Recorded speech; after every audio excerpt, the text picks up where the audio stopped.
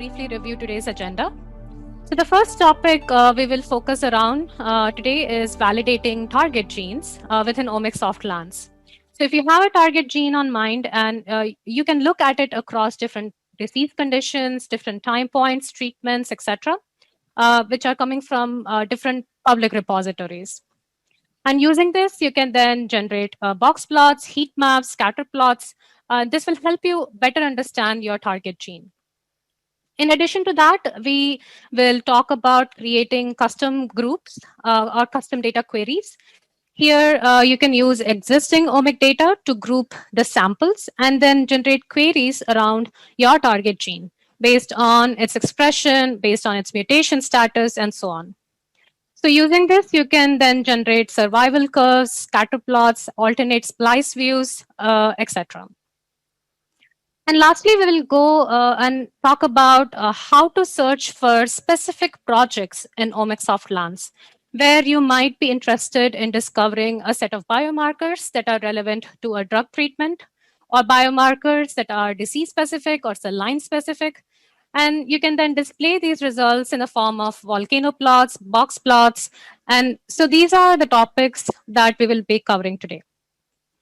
So when I say lands in OmicSoft, the lands are nothing but vast repositories of processed omic data, which are coming from public sources like TCGA, GEO, SRA, ArrayExpress, and much more. So let's talk about what can we actually do with the lands. So the simplest question you can ask using OmicSoft Lance is, how can we evaluate a target gene or a gene of your interest? So there are various ways you can then query these using the public repositories. So we can ask a question like, how is my target gene expressed in normal or disease conditions? So what we see over here is a graph that shows IDH1 gene expression across gliomas from TCGA. So on the y-axis, we have gliomas broken down into primary, recurrent, and normal tissue samples. And on the x-axis, we have normalized counts for the processed RNA-seq data. You can generate similar plots not only by using one public repository like TCGA, you can combine different public repositories in OmicSoft. We call them the virtual lands. So here we have an example where we are querying for a gene expression in TCGA, GTEx, and CCLE. So this biomarker is highly expressed in TCGA and in cancer cell line repository, and has a low expression in normal tissue samples coming from TCGA and GTEx. Now, another question you can ask is, how is my target gene correlated with other genes? So these correlations can be looked at in several different ways, actually. You can generate a correlation view to look at the most correlated or most anti-correlated genes. You can also generate views to look at correlation between expression of your target gene or copy number variants or protein expression and so on. If you are working with a list of gene targets and you want to determine how these genes are impacted by a disease or a treatment, you can create these gene heat maps. So here on the x-axis, we have samples. And on the y-axis, we have our genes. And the color and the intensity of the boxes represent changes in the gene expression. So with this, you can do biomarker discovery or validation. Similarly, using the virtual lands, you can generate these heat maps as well. Here in this example, we are combining tumor samples coming from TCGA and GEO datasets. And we're also looking at normal tissue samples coming from TCGA, GTEx, and GEO.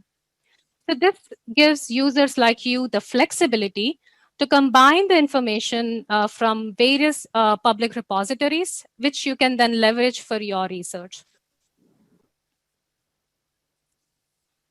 Now, using OmicSoft Lance, you can also identify canonical and non-canonical alternate splicing in your target gene. So here you can see alternate splicing for psoriasis, lesion versus non-lesional pathology for this gene called SERPIN B7.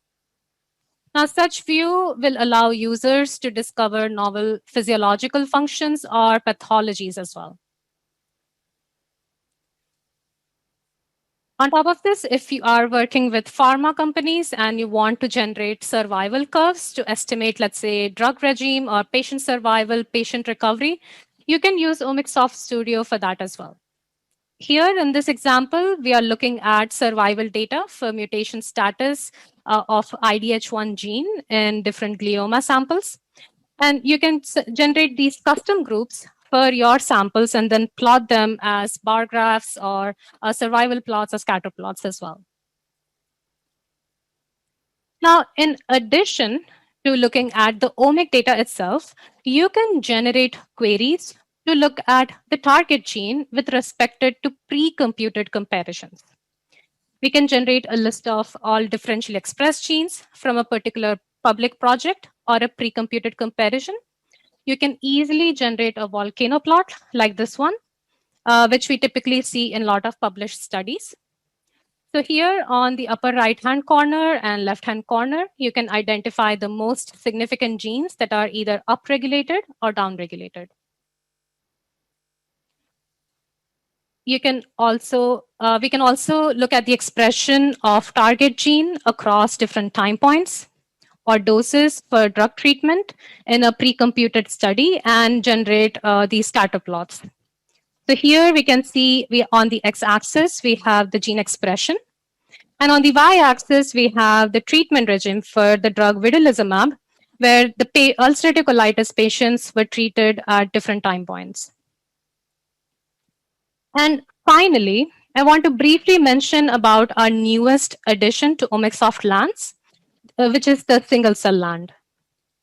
So it's going to be released soon, and this LAN will allow users to cluster single cell data, which is coming from public studies. And you can also overlay gene expression on top of different cell clusters. And in addition, you can also compare data across different projects or across different cell clusters from these public repositories. The biggest advantage of using the LANs is that you can do this basic queries using a GUI interface, which would give you the immediate access to all this processed omic data. So with this, I wanted to do a quick check. So how many of you find these outputs useful for your research? Please use the raise hands button, which you'll see on the bottom of your Zoom screen. Looks like a lot of you find these views pretty useful. So all of this is possible because our scientists have curated data from a variety of public repositories. All this omic data has been downloaded, processed in a standardized fashion, and they are available to our users in a form of a very basic query using the Omics Studio. QIAGEN. Sample to insight.